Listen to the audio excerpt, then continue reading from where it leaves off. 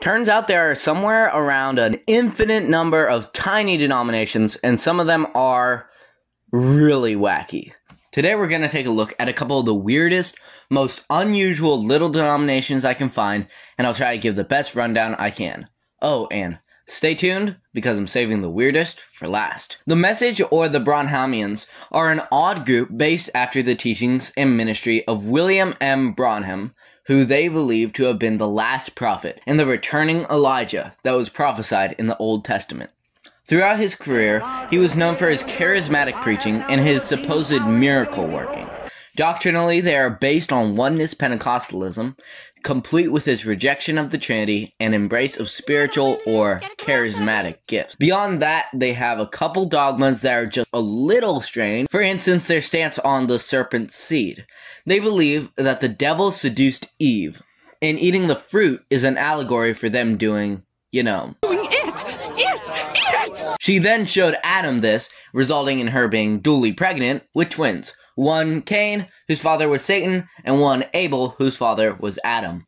And that, my friends, is how sin entered the world, through people fornicating. The Bible just wrote it in a PG allegory. And that's what makes them kinda weird.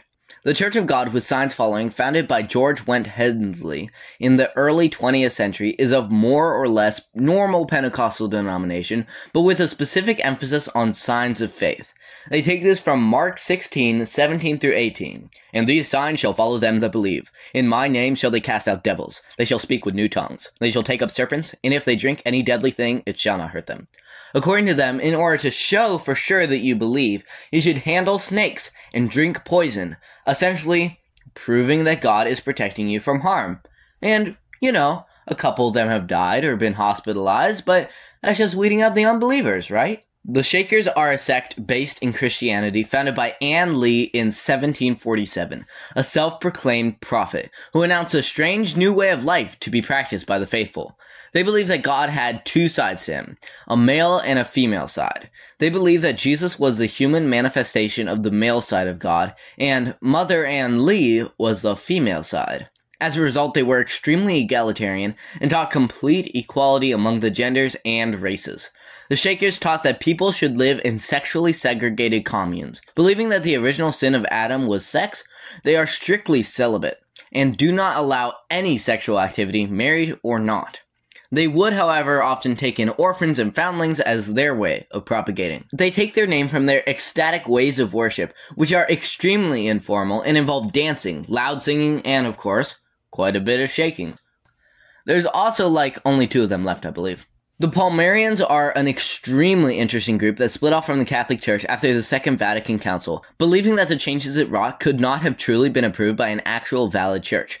Believing that one of their own, Clemente Dominguez y Gomez, had mystically been elevated to the papal throne, and believing that the Holy See had been moved from Rome to El Palmar de Troya, the municipality from which they get their name. They believe their Palmarian church is the one true church outside of which there can be no salvation. Doctrinally, they're a lot like Catholics, if Catholics started taking steroids and delving into conspiracy theories. They believe not only in all the Marian dogmas, but additional ones, such as the real presence of Mary in the Eucharist, and the mystical espousal of Christ and Mary, in which their blood and hearts are united and intermingled. They also have Joseph doctrines, such as the belief that he led a completely moral life, free of original sin since the second trimester in the womb, and the belief that he was raised from the dead the year after Jesus and ascended into heaven, like his wife and his son. And they really, really hate the Freemasons.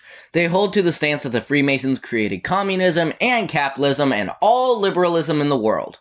They also believe that leading Protestants are in league with the Freemasons and, of course, the Jews to basically control everything and create capitalism or communism in order to serve their father, Satan. In general, they think of the Jews as, and I quote their first pope, the perfidious Jews, the deicide race, accursed. But one of the most interesting things, in my opinion, is their end times beliefs. They believe that in 2000, this beautiful Jewish lady was given the choice between being a Palmarian follower or Satan's mother, and she chose the latter. In a ceremony in a Grand Masonic Lodge, she and this apostate Palmarian bishop got together and fornicated on the altar, witnessed by a group of leading 33rd degree Masons. When the two finish, she killed him. As a result of these actions, she conceived the Antichrist, Satan himself in human form, who is now out and about and getting ready to take over the world in league with the Jews, the Freemasons, and the Protestants to stamp out the Palmarians. And yes, that's right, they believe all of this is going on right now. The Vissarionites, also known as the Church of the Last Testament, are another unusual group of Christians founded by this guy who goes by the name Vissarion, a derivative of the Russian word for rising again. He claims to be the reincarnation of Jesus and began teaching his spiritual beliefs in the early 1990s. They believe in the imminent end of the world and the transformation of humanity into a spiritually advanced state. Vissarion teaches a doctrine known as the Last Testament, which includes teaching on veganism, non-violence, and a respect for nature. The followers live in a self-sufficient eco-village called the City of the Sun in Siberia. They follow a strict communal lifestyle that emphasizes sustainability and simplicity, gender equality, and communal child rearing. The Oneida Community was a group of potentially heretical Christians who believed Christ had returned in 70 AD, making it their job to bring about the millennial kingdom. They believed in entire sanctification, arguing that Christians could be perfect on this earth with time. They created a communal society near Oneida, New York, where they shared everything, including spouses. Yep, they were all married to each other. Within the system, they practiced a form of eugenics, where they would try to breed the members based on spiritual, moral, and physical traits in order to create perfect children.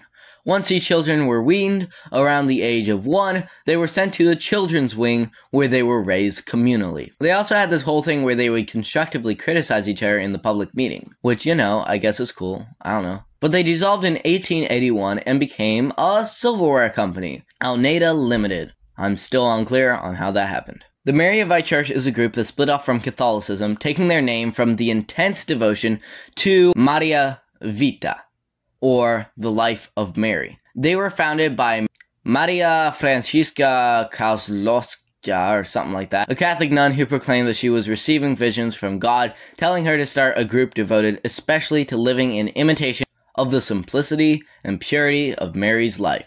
The movement quickly convinced a young priest, Kowalski, who began to quickly become a leader in the movement, especially once it was excommunicated from the broader Catholic Church. Once the founder lady died, he began to introduce several reforms. For example, he decreed that priests should get married to nuns, that women could be priests, and that babies should receive the Eucharist. The followers continued to become less and less orthodox, with many believing Maria Kozlowska was the earthly embodiment of the Holy Spirit. So they basically just became these really weird liberal Protestants who were just obsessed with Mary. The Naaktlopers were a group of Dutch Anabaptists who were pretty conventional Anabaptists, except for one aspect. In February 1535, during an Anabaptist meeting in Netherlands, the minister Henrik Snyder threw off his clothes, threw them into a fire, and ordered everyone else there to do the same. Apparently completely convinced, most of them obeyed and followed him outdoors, where they marched down the streets, chanting, "Whoa, whoa, the wrath of God is coming over this city." They apparently decided that nudity was the natural and moral state of mankind since the Garden of Eden, and they decided then and there to just go ahead and implement that change. Very quickly, the 7 men and 5 women were apprehended and were soon beheaded. So they don't exist anymore. Atoinism is a sect founded by Louis-Joseph Antoine in 1910, a man who considered himself a spiritual leader. The central belief of their worldview is that the world is fundamentally dualistic, with a spiritual side and a material side. They believe that we reincarnate, making spiritual progress each time, until at last we will be released from this cycle and be able to live in the better spiritual world. They believe this material world to be illusory, and as a result have a lot of disregard for science and modern medicine. A big part of their belief system is healing. They have these healer dudes that try to cure diseases, focusing on their spiritual side instead of their material side. They offer up prayers, do rituals, and offer advice. There's a lot of diversity of beliefs, many of them believing in most Christian essentials, but others having pretty much no aspects of Christianity in their belief systems. For instance, some believers see Anton as an incarnation of God. Others consider him a prophet equal to Jesus Christ, but not God. Others who adhere to New Age doctrines perceive him as a spiritual figure. Still others, just a wise leader. Family International was a group of quote-unquote born-again hippies who took their evangelicalism and hippiness and combined them into a completely unhinged denomination. They believe in these things called spiritual helpers, which are helpful spiritual beings that include angels and a crazy jumbled list of other religious and mythical figures and dead people, such as Aphrodite, Merlin, the Sphinx, Elvis, Marilyn Monroe, Audrey Hepburn, Richard Nixon, and Winston Churchill. In keeping with their hippie origins, they are really obsessed with sex. They teach a radical, wacky form of bridal theology, the idea that the church is the bride of the church, where they believe that Jesus desires to have sexual intimacy with every believer, which is so disturbing. To top it off, they encourage members to dwell on and imagine this future state. Though, since they have such high moral standards, men are cautioned to imagine themselves as women in this future time because homosexuality is wrong. This doctrine led to their unique, shall we say, method of evangelism called flirty fishing, which encouraged members to show, quote, Christ-like love to the world by having relations with potential converts to draw them in. The general philosophy of having sex all the time with everybody has led to a lot of scandals and claims of abuse, which I have a feeling are most likely legitimate. They also believed birth control was wrong, so as you can imagine, a whole lot of people have their origin in this method of evangelism. Weirdly enough, lots of influential and famous people have been part of this. Actor Joaquin Phoenix was raised in it, and Jeremy Spencer, founding member of Fleetwood Mac, is a part of it to this day, among others. Well guys, hope you enjoyed. Let me know what you think in the comments. Last time I got a lot of great comments, including a bunch of stories about growing up in these things.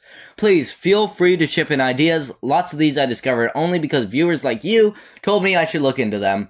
Please make sure to like and subscribe as well. I appreciate you tuning in. God bless.